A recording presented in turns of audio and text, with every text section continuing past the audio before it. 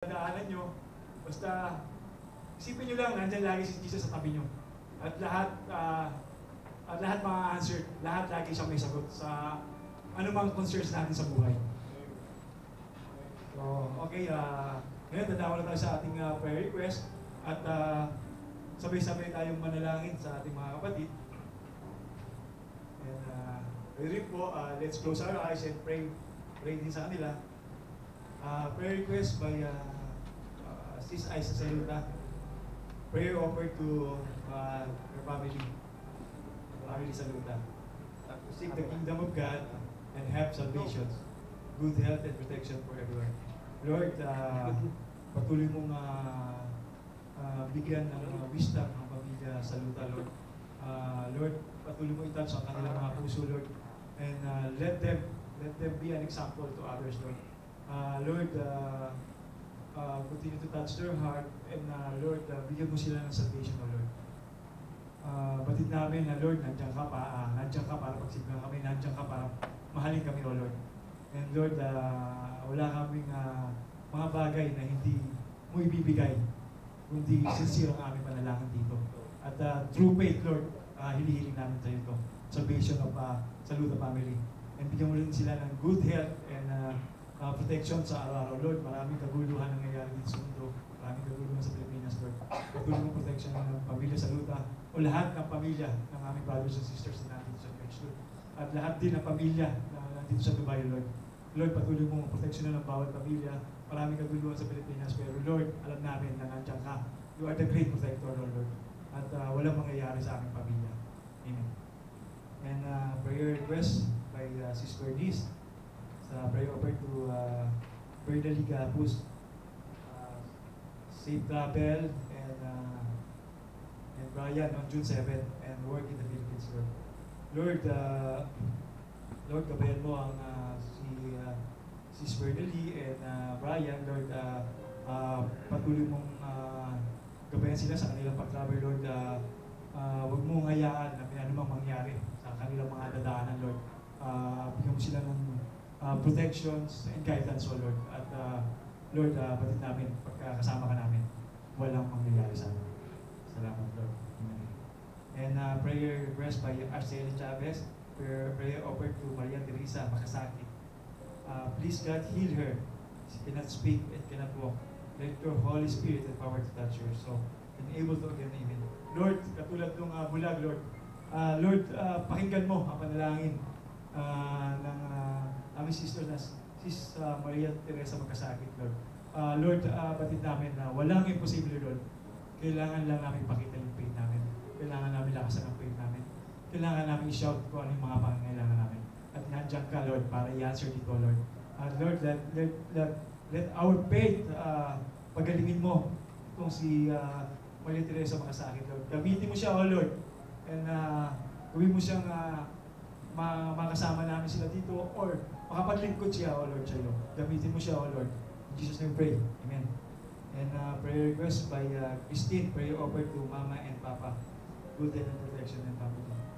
Healing for those who are sick and need protection.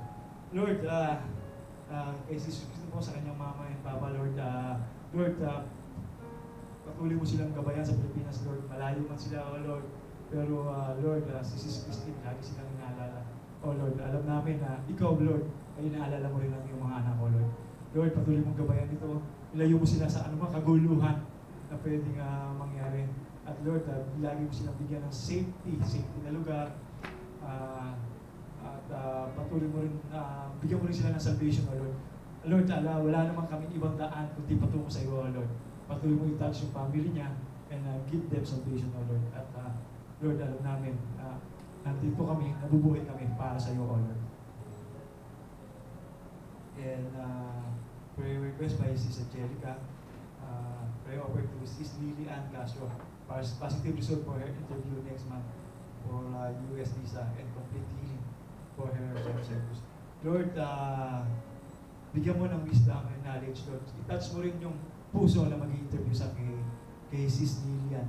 Lord, alam namin, Lord, na pag nandiyan ka, masado na to, Lord. And Lord, bigyan mo rin siya ng wisdom, O Lord, at confident, Lord, para magawa niya itong mga bagay nito. And bigyan mo rin siya ng complete healing sa kanyang sinusitis, Lord. Lord, ikaw ang great physician, ikaw ang great healer namin, Lord. You are the great provider, Lord. Provide mo rin siya sa biyahe niya sa US, Lord. At kiniklaim na namin to, Lord. Amen. We pray for Patrick Asante. We pray by family and self. Lord, for safe traveling and God's guidance to my wife and children back home, for good job opportunity and good financial standing, and God's protection here in the world. Lord, alam namin na, Lord, our brother Patrick sa really lot of challenges in life. Pero, Lord, tunay na pinakikita mo yung tibay, you make him strong, you make him an example para sa aming mga brothers and sisters. Lord, continue to provide guidance and protection. Give him wisdom, O Lord, sa kanyang pamilya. Lord, sa Ghana, Lord. Give our brother a chance, Lord, for a better opportunity, O Lord. And we pray, everyone, let's pray for our brothers in Ghana and brothers in Africa, that they may have good job opportunity here in Dubai. Lord, patuloy mo silang protektahan, O Lord. At Lord, they are really a living example as well. Talagang nakaka-inspire sila, O Lord. And patuloy mo silang pag-alabin. Let their warm heart touch every heart of our brothers and sisters. And make them a stronger like you, O Lord. Because there's no better example than you, O Lord. Amen. And prayer requests, sisters, my prayers for my baby growing well and healthy. Healing for Adam Slim, and good health for sisters and brother. Lord, patuloy na kami nalalangin, Lord. Patuloy mo palakasin ang kalusugan namin si sisters, Lord. Patuloy mo palakasin ang baby sa kanyang sinapupunan, O Lord. Lord, we're all excited na makita ito. Lord, alam namin na ito na yun binigay mo na to, Lord. At talagang we're very happy, GICM family, very happy na sa binigay mo, Lord, kay sisters. Lord, patuloy mo itong pangalagaan, patuloy mo siya palakasin. At alam namin, Lord, si sisters at si Mother Kokoy ay tuturuan itong batang ko, tuturuan ito kung paano ang direksyon para sa iyo, O Lord. And bigyan mo rin sila ng good health and guidance sa araw-araw, and healing for kay Adam Slim, O Lord. Ikaw ang great physician, O Lord. Patuloy mo ipuin ang aming mga kapatid na ito at patuloy mo silang pagalingin. Amen.